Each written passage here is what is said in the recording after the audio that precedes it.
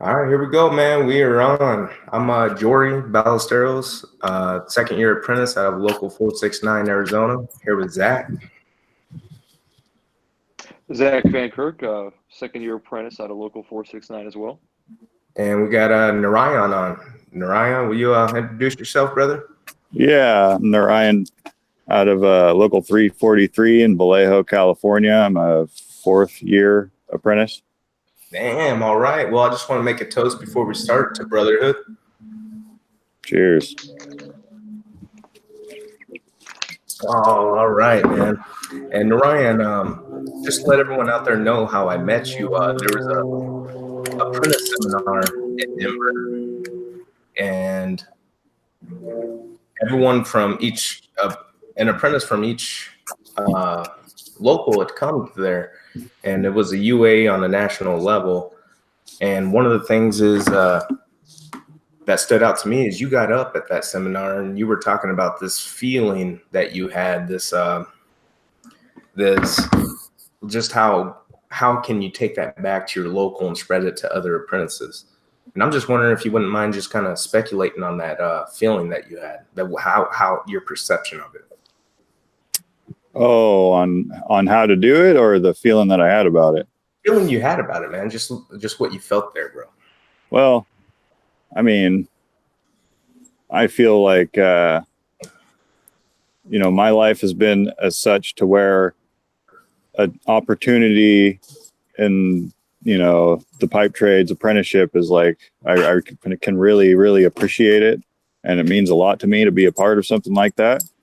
And maybe it's just my own perception, but I feel like I see that other apprentices might be lacking in that area. You're breaking up just a little bit, brother. We caught you. Other apprentices may be lacking, and then you cut out. Okay. Well, can you hear me now? Yeah. Okay. So, yeah, I mean, I think it's our responsibility to uplift each other in the trades and, get each other motivated and keep each other on point. Hell yeah. As to how to do that, I don't really know, other than talking to people and, Well, it's tough, dude. I mean, Zach, me and him were talking about it yesterday. Zach, you still there, brother? Yeah. And just jump on that. I mean, I think there's a lot please more do. to being an apprentice that needs a little bit more motivation. I mean, we work long days, and we work with guys and we work for guys who make more money than us, and we know that obviously that pay raise is coming, but it's one of those things that as apprentices, I think we need a little bit more motivation from each other, within brothers. And I think the main thing in how to do that, I mean, is just like you said, Narayan, just talk to each other. I mean, if we talk to each other, every day, hey, brother, how you doing? Hey, sister, how you doing? That itself is bringing attention to the fact that, hey, this is a community of apprentices, even though we're not, masters of our trade yet, we are still going to be, members of this community for life. So, I mean, just talking to each other. I mean, talking to guys from other locals, talking to guys from across the country, like we're doing right now, I think is the best way to motivate us and keep us all accountable that we are going to be journey workers one day. We are going to be leaders of our trade. Right, and Narayan, that's what I was talking to Zach about. We're doing this yesterday, and I said, you know what? I know a few guys that I talked to personally. I want to see if they would come on and talk to us about this, and that's the best way, I think, to mentor these guys who may be going through a tough time through the apprenticeship. And I just ask you, what has been your toughest challenge going into through this apprenticeship? What has been your toughest challenge? Maybe some guys out there can relate. Oh man, I don't know. My experience is pretty personal. Like I don't really. I kind of try to empower myself and in any situation and see where I can do better and what I can change in a situation. And a lot of times it's how I think and how I see things. So like the biggest challenge in my apprenticeship is just being patient, man. I mean, that's all it is. Like I came into the apprenticeship wanting to weld. And then I heard, oh, if you have your weld search, then you can get journeyman wage. And that was my goal. It's like, I wanted to weld. So I wanted to get my cert so bad so I could make that journeyman scale, you know? Yeah, dude. And I ended up just spinning my wheels. And, you know, that's like an extra night of class a week. And, you know, it just all adds up. But I've been doing that for, you know, most of my apprenticeship. So for 3 years now.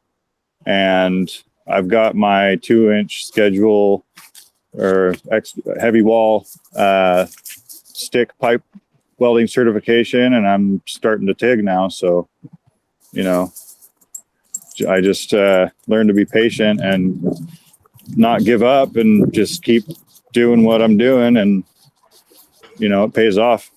Dude, that's inspiring me, man, because that takes a lot of fucking discipline, especially with school. How does your school work? So, like, how often do you go? So I gotta go 2 nights a week for the mandatory curriculum. And then there's an elective welding class where our hall has a certified weld inspector. Hell yeah. And recertify and do all that stuff. So that's the extra day that happens on Wednesday. And I've been going to that for the last, like I said, 3 years. Right on, brother.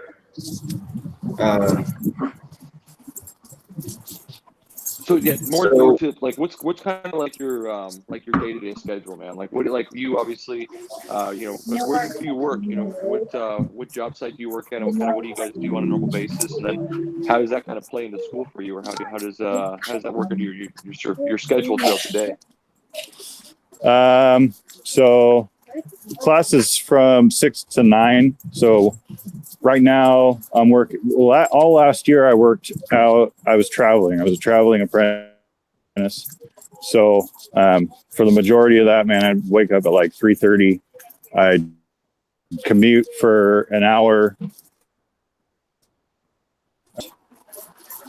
get off work, and then the commute home was like at least an hour and a half, sometimes 2 or more hours.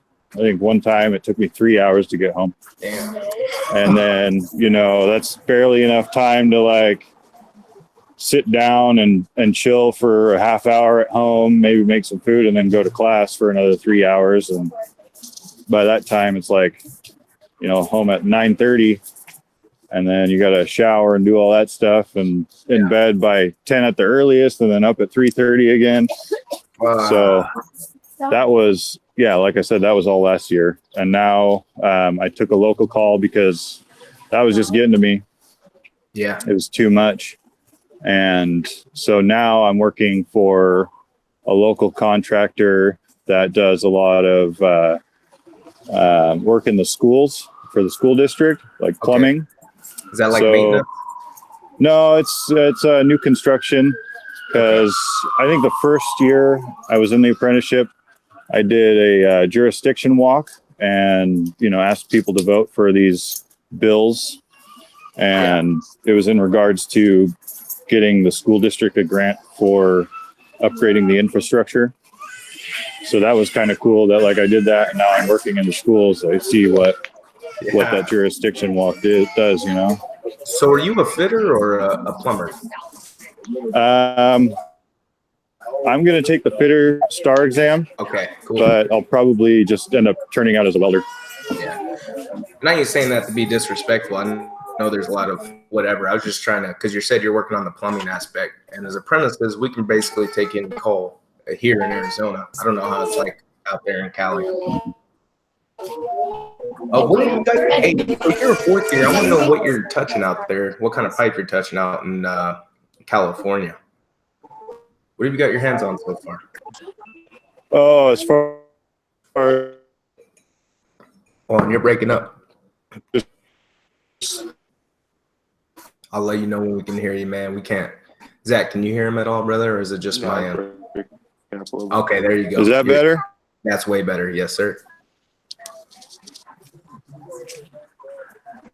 Oh, man. I'm blowing it. What were you? Uh-oh. I think we're losing him. Narayana, you say something? See if we can hear you. Can you hear me now? Yes, sir. Yes, sir. Oh, okay. Got you back. Sorry, I'm blowing it. You're good, bro. You're good. What kind of pipe you touching out there? Last few weeks, I've been working on some refrigeration pipe for a winery. Okay. We get a lot of winery work up in Napa County. So, I just finished installing a bunch of 1 5/8 and 7/8 copper up to some air handlers to some condensing units outside and put in all the racks. Just fun time. I like brazing. Hell yeah. Yeah, man. That sounds pretty awesome. We do a lot of in Arizona. We do kind of our main guy is that we work for is Intel, doing microchip processing. So we do a lot of high purity stuff. A lot of our job day to day is, we're wearing latex gloves. We're wearing booties over our boots to make sure we're keeping the clean room clean. Kind of what is your job site like, man? Do you guys it's kind of, I guess you mentioned it's a winery, so dealing with consumables that people want to keep clean. So kind of what's your job site like, man? What do you guys, is it a clean space? Are you guys kind of dirty? Is it what kind of what's the general feel there? Well, this job, it's pretty small, so it's not like anything too notable. Like we just have a table in the corner for the plans and, a cart for the parts and pieces and a lift and a pipe rack for all the pipe. So basically whenever I'm in a job site, I try to, make it cleaner than how I found it at the end of every day, just keep organized and professional. And I think clean room work is really cool. When I was working in local 467 in San Mateo, hold on just a second. Yeah. When I was working in 467 San Mateo, I was doing some high purity polyvinyl fluoride piping, which was a bead and crevice free finish. So it had this, it's basically a plastic pipe that had this really expensive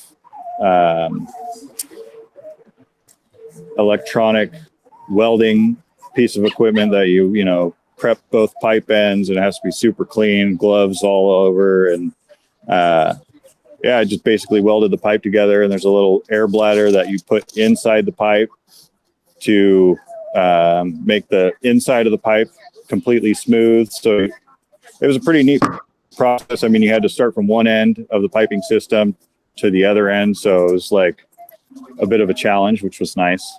But that's more, San Mateo's in like Silicon Valley. So there's a lot of that stuff down there, but Napa, Solano, we have a Genentech out here and a Budweiser, which is, all pretty clean process, piping. And other than that, it's plumbing and refrigeration and get to weld some gas pipe every once in a while. But hell yeah, dude. You know what? I'm gonna kind of switch gears on you, bro. And I wanted to ask you, there's apprentices coming in on our end, and they may hear this. Some new apprentices. You got any advice to those guys coming in right now, or what would be your biggest piece of advice to someone coming in right now to survive the trade? Just do your best to, to get work done, man. What I try to tell myself every day is that, I'd like to show up to work to build stuff and, make stuff happen and get stuff done. I don't concentrate on just getting paid. Getting paid is going to happen one way or another. I just got to show up and get done what I can, do the best of my ability. and just be patient, man. It pays off. It's worth it. It's definitely worth it. If you've gotten in, then you're one of the lucky ones, and just do what you need to do to make sure you get enough sleep, that you get enough food, and so you can do your best at work, because that's what we're here to do. We're here to be the best of the best, man. We're union apprentices. We're going to be, journeymen. We're setting the standard for the rest of the trades, so we have to make our work shine and make sure that we're working in a safe environment. I mean, safety was a big thing at that officer seminar in Denver. Like, safety is key, man. If we're not safe, if safety is everybody's responsibility. If we're not being safe, then we're putting our own future at risk, and that's that's the bottom line with that. Pretty cut and dry. I think you touched on a huge point there too, and you said a huge word: standard.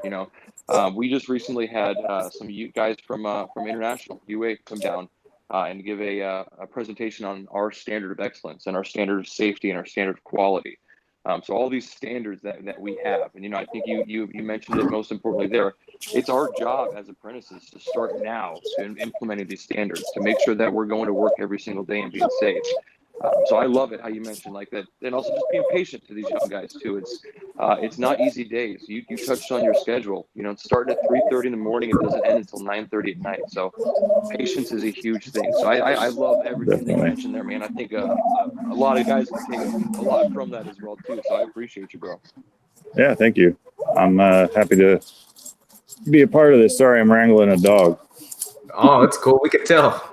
That sort of sounds like a bird right there. Here she is. Shawini. It's my girlfriend's dog, man. She's a joy. No, I had my kid on here yesterday, and so did Zach. So get it, man. You got a little fur baby. Got the dog's on here today.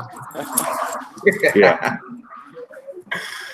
Hey, so how does the standard of excellence go at your hall? I mean, is that something that's put on display, or? Oh yeah, I mean, when I signed up and I got in, and I mean, coming to do the interview, it was all mentioned, and I was asked if I was familiar with it from basically the get-go, and then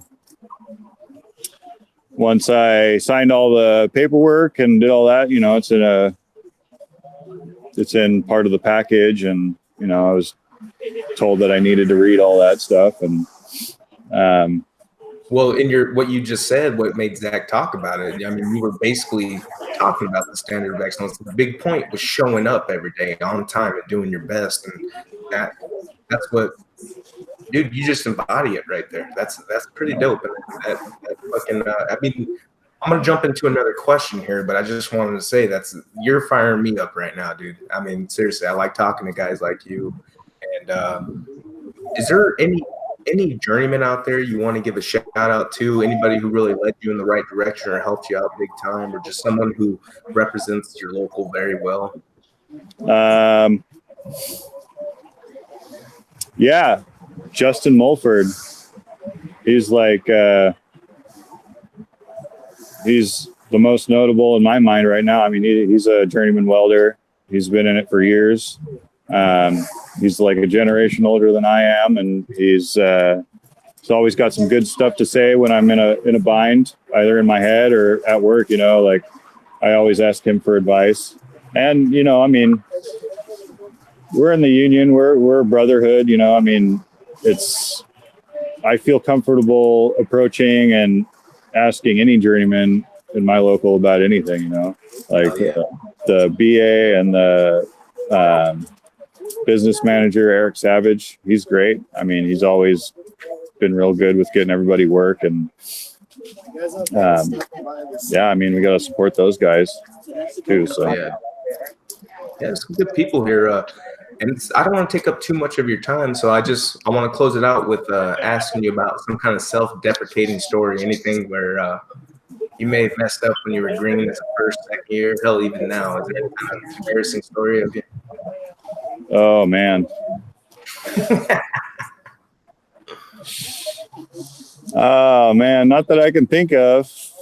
No one's really put me into too much responsibility, so I haven't had the opportunity to fuck up too bad yet. All right, man.